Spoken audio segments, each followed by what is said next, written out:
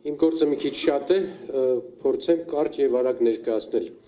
Ներկայացնելու եմ մեր ծրագրի էներգետիկ բլոկը, շատ հակիրճ, ջրի մասը, կրկին հակիրճ եւ վերջում փոքր քաղաքական մաս։ Տեղյակ պահեմ համագումարին, որ մեր բոլոր նախընտրական ծրագրի բոլոր բլոկները, բոլոր բաժինները լուրջ էքսպերտների կողմից են կազմված, լուրջ գիտնականների կողմից փորձակնության են անցել, ոնց որ տեսակ պաշտպանական համակարգը, պարոն գեներալ ներկայացրեց, այսինքն սա ոչ միայն կուսակցական, այլ նեղ մասնագիտական նաև փորձակնություն է անցել։ Այդ առումով ես հիմա ներկայացնում եմ մեր էներգետիկ բլոկի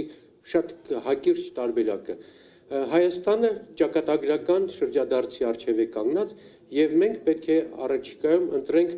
որ էներգետիկ համակարգի մաս ենք կազմում, ինչքանով է դիվերսիֆիկացվում մեր էներգետիկան եւ որքանով ենք ռուսական էներգետիկ ազդեցությունը փոխարինում թուրքական էներգետիկ ազդեցությամբ։ Ասեմ, որ Հայաստանի էներգետիկ ռեսուրսների 76%-ը ռուսական ազդեցության տակ է։ Բայց այն դիվերսիֆիկացիան, որը մեզ ներկայացվում է, որ իբր այս իշխանությունները կատարում են, այդ բանը ոչ թե դիվերսիֆիկացնում է փոփոխություն, այլ ամբողջապես մտնում է Թուրքիայի եւ Ադրբեջանի էներգետիկ համակարգի մեջ։ Եվ մեծ բլեֆի առջև ենք մենք կանգնած։ Մեր գազի, նավթի մատակարարումները, որը իբր պետք է արվի Ադրբեջանից, դրա մեծ մասը բլեֆ է, որովհետև այսօր Ադրբեջանը եվրոպական 11-12 երկրների գազ եւ նավթ մատակարարում է հիմնականում կամ նաեւ ռուսական ռեսուրսներից, այսինքն ռուսները, որպեսզի եվրոպական սանկցիաներից խուսափեն, Ադրբեջանին մատակարարում են գազ, նավթ, Ադրբեջանը այդ նավթը, գազը մատակարարում է որպես իր սեփական գազն ու նավթը եվրոպական կառույցներից։ Նույնպես մեզ տրվող գազը, նավթը, ձեզ տեղյակ պահեմ, որ Ադրբեջանը նավթի վերամշակման բարձր որակի վերամշակման համակարգ չունի։ Դրանք ստանում են Ռուսաստանից, այսինքն մեր այն նավթ ու բենզինը, որ մենք ստանում ենք Ադրբեջանից, սիմվոլիկ, դա ռուսական են, ռուսական մշակ, այսինքն բլեֆ է տեղի ունենալու, որ մենք իբր մտնելու ենք այդ բանի տակ, ադրբեջանական, բայց իրականում ստանալու ենք ռուսական գազ, նավթ Ադրբեջանի միջոցով։ Նույնը հացն է, նույնը մնացածները։ Հիմա Թուրքիայի հետ կապված։ Թուրքիան անցյալ տարի 34 կազմակերպությունով, միջազգային կազմակերպություններին դիմեց, որ մեր ատոմականը վնասում է Թուրքիայի բնակչության առողջությանը, քաղցկեղածին երևույթներին հայտնաբերվել, մագատեին դիմել, մագատեն մերժեց, բայց խնդիրը հետևյալն է՝ փակել հայկական ատոմականը, որին համաձայնվել է այսօրվա մեր իշխանությունները, ստեղծել ամերիկյան կամ այլ երկրների, որոնք ստեղծված չեն, չկան, գոյություն չունեն, մոդուլային ատոմականներ, արդյունքում մենք չենք ունենում ատոմային կայան, էլեկտրոկայան, Թուրքիան ստեղծում է իր ատոմային կայանը ռուսական տեխնոլոգիայով, ռուսական աջակցությամբ, բավականին հզոր, եւ մենք, որ հիմա արտահանող երկիր ենք, դառնալու ենք ներմուծող երկիր։ Ընդ որում, մենք Թուրքիային հոսանք ենք ծախում տարիներ շարունակ քիչ, բայց հետագայում, եթե հանկարծ իրականանա Նիկոլի ծրագիրը, մենք ներմուծող ենք դառնալու էներգետիկ առումներով։ Ինչ է մեր առաջարկը։ Կոնգրեսը առաջարկում է, որ Հայաստանը այսուհետև իր զարգացման տեմպերի հետ կապված, ինտեգրացիայի հետ կապված, հյուսիս-հարավ գծի հետ կապված էներգիա սպառումները շատանալու է։ Եվ մեզ անհրաժեշտ է նոր ատոմակայան։ Մենք կողմ ենք 1200 մեգավատանոց ատոմականի կառուցմանը ռուսական տեխնոլոգիայով, բացատրեմ ինչու համար, աշխարհում կա 32 երկիր, որոնք ունեն ատոմական, մենք դրանցից մեկն ենք։ Աշխարհում կա 190 ատոմակայան եւ 440 ատոմային բլոկ։ Եվ դրանց 2/3-ը ռուսական տեխնոլոգիայով աշխատում։ Այդ նշածս 32 երկրների ատոմականների 20-22-ը ռուսական տեխնոլոգիայով։ Ինչու համար, որտեղ ռուսական ատոմային տեխնոլոգիան Ռոսատոմի լավագույնն է, էժանն է եւ ամենաանվտանգն է։ Նրանք այս բային կառուցում են Իրանում, Եգիպտոսում, Հունգարիայում, Ղազախստանում, Պարսկաստանում եւ այլուր։ Եվ մյուս բլեֆը ամերիկյան տվյալ դեպքում, որ Նիկոլ առաջարկում է մենք մոդուլային ատոմականներ ստանանք, մոդուլային ատոմականների վառելիքը, ուրանը, ամերիկացիները մեզ չեն տալու, եթե մեզ տալու են, ապա տալու են ռուսականը։ Ամերիկյան շուրջ 100 ատոմականներից երկուսի ընդամենը էներգոպաշարներն են, որ ամերիկյան բաներով են, ուրանով են սպասարկում, հիմնականում ղազախական, ռուսական վառելիքի, այսինքն եթե մենք գնանք այս ավանտյուրային եւ ստեղծենք այստեղ դեռ չստեղծված, դեռ չփորձարկված, դեռ գոյություն չունեցող մոդուլային ատոմականներ, ապա ռուսական վառելիքը կամ ղազախական վառելիքը գնալու է Միացյալ Նահանգներ, մենք Միացյալ Նահանգներից առնելու ենք։ Սա բլեֆ է, էներգետիկ առումով ամբողջապես բլեֆ է այն ծրագրերը, որ մեզ մատուցում են, որի արդյունքում մենք դառնալու ենք թուրքական եւ ադրբեջանական վասալ էներգետիկ համակարգով, էներգետիկան անվտանգության լրջագույն մաս է։ Այդ առումով մենք առաջարկում ենք ռուսական 1200 մեգավատանոց ատոմակայան, որը 36 թվականից հետո պետք է հոսանք արտադրի, մինչև 36 թվականը մեր ատոմական գործելու իրավունք ունի։ Եվ երկրորդ խնդիրը, որ շատ կարևոր է, մեր մոտ զարգացել է լավ թափով զարգացավ արևային էներգիան եւ արևային էներգիայի հզորությունները 15% է կազմում, որը լավ է, բայց անկառավարելի էներգիա է։ Նրան չես կարող պայստավորել, չես կարող կառավարել, չես կարող հետագայում օգտագործել։ Ուստի Հայաստանի համար ծայրահեղ անհրաժեշտ է դարձել կուտակիչների, ակումուլյատորների, մեծ հզորությամբ ակումուլյատորների կուտակիչների ստեղծումը, արտադրությունը առնելը, որը դա կարող ենք անել միայն արևմտյան երկրների հետ, Նիդերլանդներ, Գերմանիա, Կորեա, Միացյալ Նահանգներ, Իտալիա եւ այլն։ Դա մեր կարևոր ծրագիրն է, այսինքն էներգետիկ կուտակիչների հարցը։ Սա էներգիայի հետ կապված շատ կարճ մատուցումն է, ձեզ վստահեցնում եմ, որ լավ ծրագիր է, հիմնավորված ծրագիր է եւ քաղաքական եւ տնտեսական առումով։ Հաջորդ հարցը, ջրի հարցը։ Մենք խիստ կարևորում ենք Առաջին անգամ է, որ այսքան լրջությամբ ջրի հարցին վերաբերում ենք եւ մեծ ծավալով ներկայացնում ենք, էլի լրիվ պրոֆեսիոնալ գիտնականների միջոցով է կազմվել այս ծրագիրը, ջրի խնդիրը ապագայի կարևորագույն խնդիրներից մեկն է։ Ապագա պատերազմները հատկապես մեր ռեգիոնում եւ ոչ միայն մեր ռեգիոնում լինելու է ջրի համար։ Ջուրը դառնալու է եւ հիմա էլ կա գլոբալ տաքացման հետ կապված եւ այլ process-ների հետ կապված դառնալու է խիստ կարևոր ռազմավարական ռեսուրս։ Հայաստանը Ձեզ չթվա թե ջուր շատ ունի, մենք համարում ենք սակավաթիվ ջրի երկիր։ Հայաստանի ամբողջ ջրային ռեսուրսը ամբողջ կազմում է 7.3 միլիարդ խորանարդ մետր։ Այդ 7.3 միլիարդ խորանարդ մետրից ընդամենը 30%-ն է, որ մենք օգտագործում ենք։ Սա լուրջ վատ թիվ է։ Մնացած ջրի հոսքերը Հայաստանից դուրս են գնում։ Հզոր են այն երկրները, գիտնականները, ջրի մասնագետները, այսպիսի տերմին ունեն, ջուր են բռնում։ Հայաստանը պարտավոր է ջուր բռնել իր ապագայի համար եւ հաղթում են այդ պատերազմը այն երկրներ, ովքեր շատ ջուր են բռնում եւ շատ ջուր են վաճառում։ Ուստի այդ ջուր բռնելու ամբողջ մեր կոնցեպտը հետեւյալն է. կառուցել լուրջ մեծ ջրամբարներ, ջուրը բռնել, պահել, հետո օգտագործել։ Դրանք տարբեր մեխանիզմներն են։ Ջրամբարներն են, ոռոգման ջրի լավ ռացիոնալ օգտագործումն է, բարձր լեռնային գոտերում կասկադային ամբարտակների կառուցելն է, որ ջուրը չգնան հոսեն գետերը, դանդաղ հոսեն գետերը, ուշ հասնեն գետերին եւ երկար ժամանակ մնան Հայաստանում։ Մեկ հատ խնդիր կա, ստրատեգիական, դաժան, վատ խնդիր։ Հայաստանի ստոր երկրյա ջրի մակարդակը, հողի տակի ջրի մակարդակը շուրջ 5-6 մետր իջել է։ Հիմա որոշ չափով սկսել է բարձրանալ, դա նշանակում է առաջացել է Հայաստանի ջրի տակ հողի տակ, հատկապես Արարատյան դաշտում, հողի եւ ջրի մակերևույթի սնամեջություն 5 մետր, որը երկրաշարժի, վտանգի եւ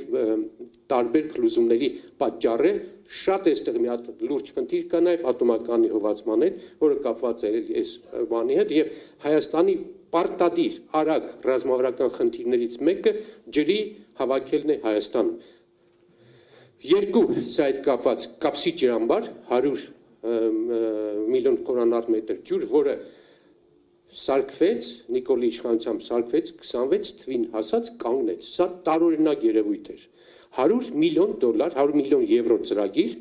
գերմանական KfW-ն էր տվել 70 միլիոն եվրո, կանգնեց այդ շինարարությունը, չի կառուցվում։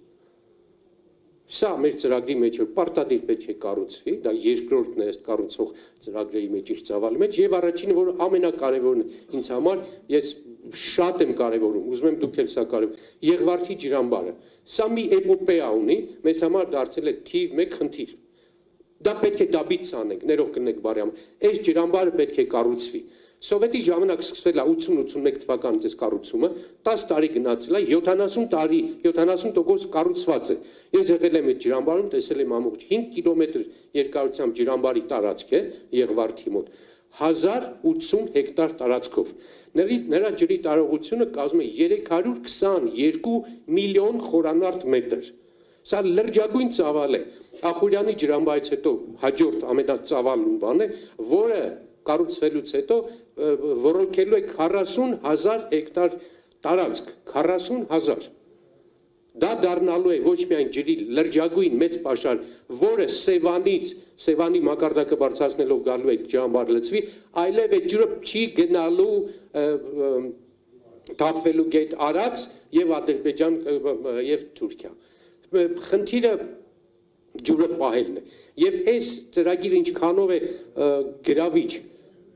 աշխարհում հազվագյուտ ջրամբարներ կան, որոնց տակը բետոն չի արում, սրա տակը գրունտային է, բան է, կավային է եւ բնական միջոցով է ջրամբարը կառուցվելու։ Ամբարտակները ամբողջապես կառուցված են։ Ինչն է տարօրինակ, Սերժ Սարգսյանի ժամանակ այս ջրամբարը սկսվեց սարքվել, մի քանի տարի կառուցվեց ու էլի կանգնեց։ Խոսում են, որ կա քաղաքական դրդապատճառ այդ ջրամբարը չկառուցելու համար, հիմա էլ քանի տարի դրած է Նիկոլի Սեղանին, չի անում, չգիտեմ, չեմ ուզում վերսի ասել, որի մասին լսել եմ, բայց չեմ կարող հիմնավորել։ Սա մեր կարևորագույն խնդիրներից մեկն է, ջրի պահպանությունը, ջրի բռնելը, եւ Հայ ազգային կոնգրեսը շատ լուրջ էներգիա ջանք ենք տրամադրելու էներգետիկ եւ ջրային ռեսուրսները Հայաստանում պահելու համար։ Շատ կարճ ներող կնեք երկար, ես չներկայացրեցի այս երկու ծրագրերը շատ կան, մենք հաղորդումների ընթացքում տարբեր ձևերով կմատուցենք մեր հանրությանը այս մի քանի կարևորագույն խնդիրները։ Հիմա ավարտեմ շատ կարճ քաղաքական ելույթի իմ ուղերձով։ Սիրելի գործընկերներ, հարգելի հյուրեր, հարգելի իմ գերագույն խորհրդի գործընկերներ, այս տարի մեր անկախության 35 տարին է, 35-ամյակը։ Դուք Հայաստանում զգում եք այդ տոնական զգացողությունը։ Ամոթ է, ամոթ, հազարամյա ժողովուրդ, որը հարյուրամյա տարիներով երազել է անկախության, ու մենք հասել ենք այդ անկախության, սեպտեմբերի 21 ենք ունեցել, այսօր ամաչում են, ստվերում են, վախենում են, չգիտեմ, չկա, այդ տոնը չկա։ Եվ մեր այս առաջիկա ընտրությունները, հարգելիներս, ես այսպես եմ բնութագրում, սա ազգային ժողովի ընտրություններ չի, երբեմն մերոնց մեջ կա ընկճվածություն, երբեմն առաջարկ չմասնակցել, լինում են այդպիսի ներքին խոսակցությունների ժամանակ։ Սիրելիներս, ես ասեմ, որ սա ինձ համար եւ կուզեմ, որ ձեզ համար նույնպես լինի հանրաքվե։ Մենք այս ընտրություններին հունիսի 7-ին պետք է որոշենք, մենք տեր ենք մեր անկախությանը 35 տարի առաջվա, թե թողնելու ենք Նիկոլը մեզ ադրբեջանացնի, թե թողնելու ենք Հայաստանը դառնա վիլայետ Թուրքիայի կամ Ադրբեջանի։ Եվ ամենևին սա չափազանցություն չի։ Եթե խորանաք այն տնտեսական ծրագրերի, էներգետիկ, ջրային, չգիտեմ, քաղաքական, դիվանագիտական, միջազգային, կտեսնենք, որ ամբողջապես, ամբողջ ծավալով Հայաստանը գնում է Ադրբեջանի վասալացման։ Եվ ինչու եմ ես ասում, որ այս ընտրությունները լինելու է հանրաքվե, որով պետք է մեր ժողովուրդը մի անգամ կամ տեր կանգնի, կրկին տեր կանգնի իր 91 թվականի հանրաքվեի արդյունքներին, կամ մենք մոռանում ենք պետականության մասին։ Ջրի համար, ես ասեցի, ուրեմն ներքին ջրերի համար կա մի հատ շերտ գիծ, որից հետո բնությունը հրաժարվում է վերականգնել իր ջրային ռեսուրսները։ Այդ ջրի ներքևի շերտը, եթե մի 6 մետրի ճիշտման ներքև, որքան էլ հորդառատ անձրև գա, որքան էլ դու ջուր լցնես, չի վերականգնվել։ Ես կարծում եմ ցավալորեն, այս հանրաքվեից հետո իմ ասած, եթե հայ ժողովուրդը տեր չկանգնեց իր անկախությունը, դառնալու է process անշրջելի, այսինքն մեզնից հզոր տղեր կան, մեզնից հայրենասեր տղեր կան, չեն կարողանալու վերականգնեն, որովհետև դեմոգրաֆիկ առումով, ռազմաքաղաքական, չգիտեմ, աշխարհում տիրող process-ների առումով մենք կուլ ենք գնալու։ Չեմ գունավորում, այս ընտրությունները կարևորագույնն են մեր պետականությունը պահպանելու համար։ Մենք ենք վերջին փրկողակը։ Նիլս Բորին, որ բան են տալիս, Նոբելյան մրցանակ ներող կլնեք, 40 տարի տառապելու, չարչարվելուց, այսպես աղքատության մեջ ապրելուց հետո, որ Նոբելյան մրցանակին, ասում են, ինչի սեր պետք, հասել եմ ափ, ու դուք ինձ խեղդելուց ուզում եք փրկել, հիմա մենք խեղդվելու փուլում ենք։ Հայ ազգային կոնգրեսը կամ պետք է լինի այդ փրկողակը, մեր անկախությունը, պետականությունը փրկի, կամ չի լինելու։ Այս ձևով գնացեք ընտրության։ Պարլամենտի հերն էլ անիծած, դեպուտատ լինելու հերն էլ անիծած։ Երկիր կորցնենք, թե չկորցնենք, հանրաքվեի ենք գնում։ Եվ այս խնդիրը լուծելու համար դուք պատրաստ եք, թե չէ։ Մանդատս ուզում եք հենց հիմա տվեք, պատրեմ գցեմ, ինձ պետք չի, ինձ տվեք իմ երկրի անկախությունը, մեր անկախությունը։ Եվ մտածեք այսպես,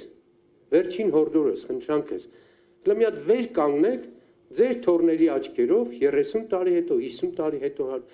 ինչ են ասելու մեր սերունդի մասին, կամ այս են անկախության սերունդներ, որ պահեց երկիրը, որը ստեղծեց եւ հիմա էլ կարողացավ պահել, կամ Տերը տվեց։ Այսինքն մեր վրա պատմական առաքելություն կա։ Յուրաքանչյուրը ձեզ դիտարկեք պատմության մի հատ կտոր, մի հատ էլեմենտ, մի հատ մասնիկ։ Եվ եթե այս դիտարկումով տարածքային հեռվից եւ ժամանակային հեռվից նայեք մենք մեզ այսօրվա այս համագումարին, կտեսնեք, որ պարլամենտական ընտրությունները շատ փոճուրիկ բան են, այն մեծ խնդրի առաջ, որ մեր առաջ դրված է, պետության, պետականության պահպանություն։ Եկեք այդ մեր վրա դրած առաքելությունը, պարտքը հնարավորինս կատարենք։ Ես մեծ հաջողություն եմ ցանկանում։ Շնորհակալություն։